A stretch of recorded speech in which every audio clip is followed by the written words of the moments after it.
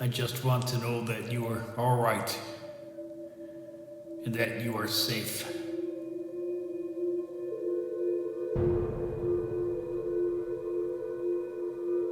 These were the first words from M to reach me, like a searchlight in the midst of a terrible storm. These words were left on an email message in the Books of Soren website. I had been back for almost a week when I finally began to go through my email, for I was still not recovered from my experience, nor shall I ever be.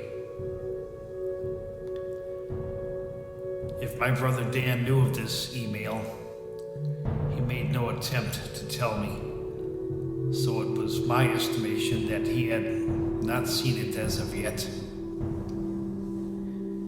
He knew nothing of my experience, and I was still trying to understand it myself before debriefing him.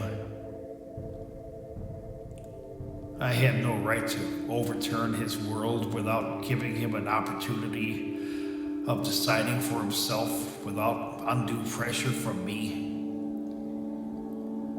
And I knew that once he learned what I had learned, he would be changed forever, compromised.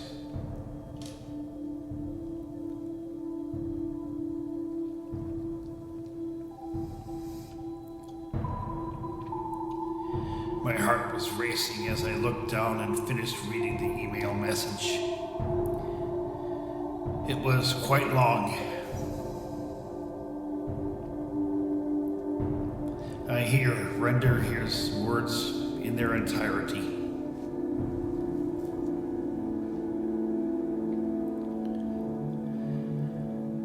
I just want to know that you are all right and that you are safe. You must be angry and confused by my actions, but I implore you to hear my words and judge for yourself the prudence of my actions, and whether they could have been any other way. And I am convinced that you will see the wisdom in my judgment. I intended for you to take possession of this satchel, along with these notes and writings, dating, as I have told you, back to Melandros from me. But now I know the truth, and I will accept my responsibility, my obligation a little longer. For in truth, it is not safe for me to leave this world.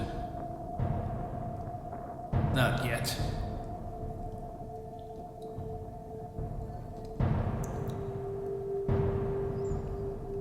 You know me as a shepherd.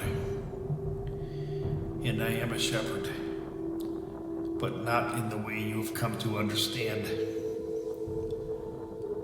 The hands of a shepherd are gentle and they are strong, but the hands of a shepherd must also be powerful, and they must wield savage, mortal justice when the flock is threatened. I tell you now what I could not tell you when we were together, because I was still looking for a way to resolve this thing before bringing you into the fold.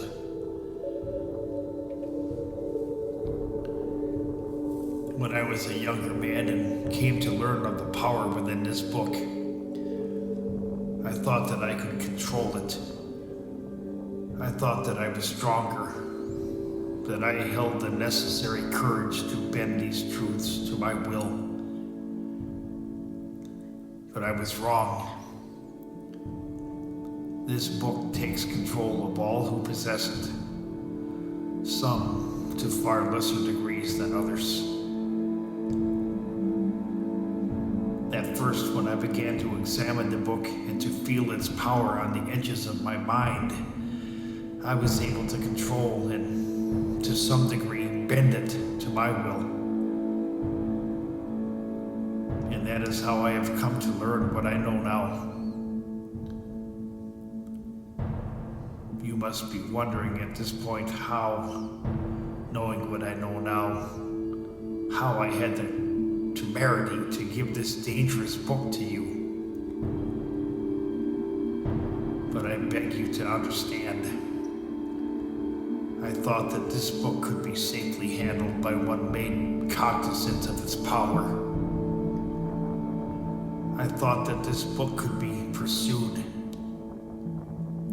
subdued by one with the proper introduction, the strength of mind. And I thought that you could be this person. But in truth, I did not find you. Instead, it was the book that found you. And I merely had the foresight to recognize the opportunity before me. It was time. It was time to put this book into the hands of a younger man. That is why I gave you this book.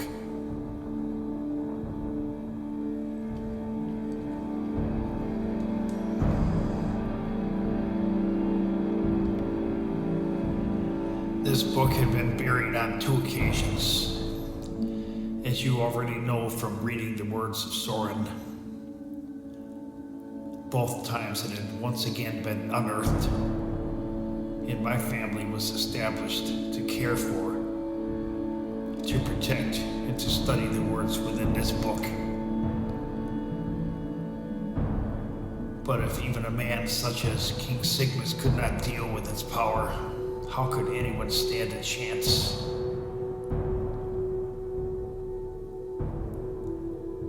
And it just may be that had this book never been unearthed, the world would be a safer place. These are dire words to tell you, to be honest. But I say these things only to help you to understand my apprehension. For I believe that you are a new kind of shepherd.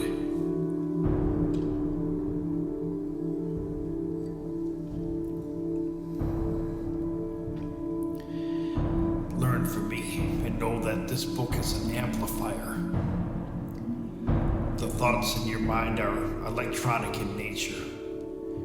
And as you know, magnetic fields surround the poles of a magnet, which, when moved, generates current. Your thoughts need only the presence of strong magnetic fields to capture their impression. The act of reading this book does just that, and more.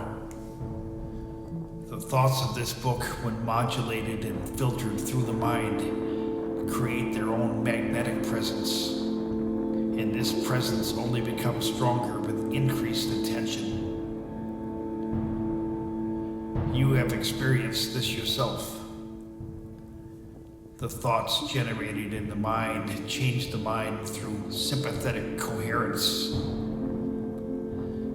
And in this way, the book can be seen as a type of organic machine.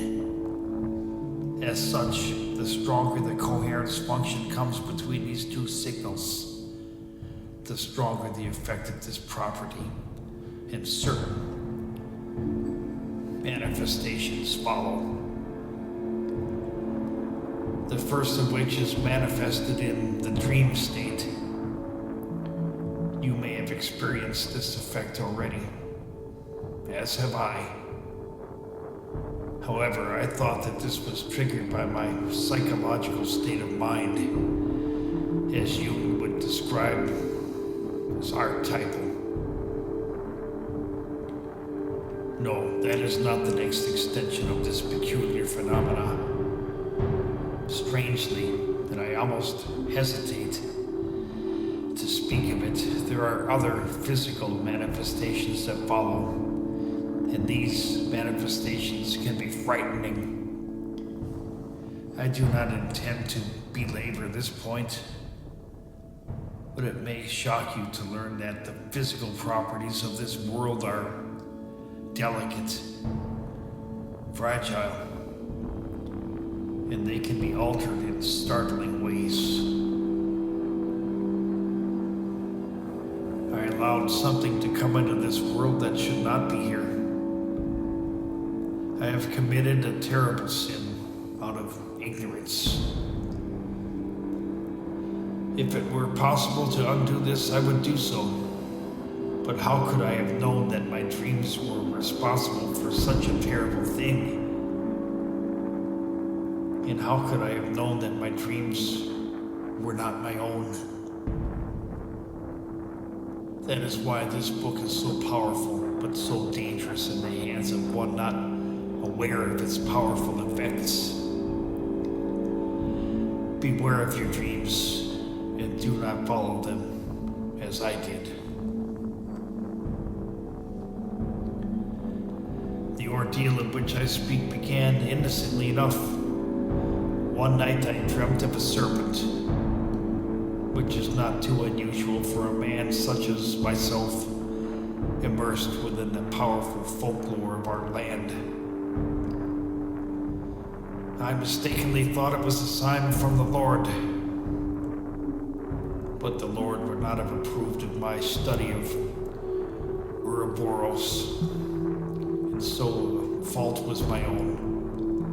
The secrets of this world are the secrets of the Lord, but I was proud, so I endeavored to penetrate this mystery, for I thought that it was ordained for us to ponder these great mysteries and enigmas.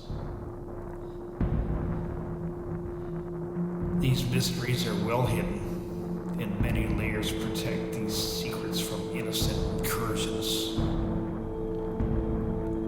But my intentions were not innocent. The Book of Soren is like a well without bottom, and to try to penetrate it is to forever be drawn into a deeper and deeper darkness.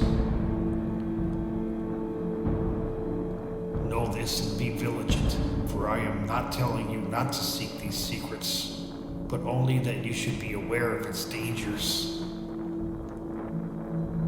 and that you may be strong. My demon I shall fight, and I shall prevail. Learn from my ordeal, and do not conjure anything out of pride or out of spite. I will keep you in my thoughts, my son, and I shall contact you when it is safe to come back again. M.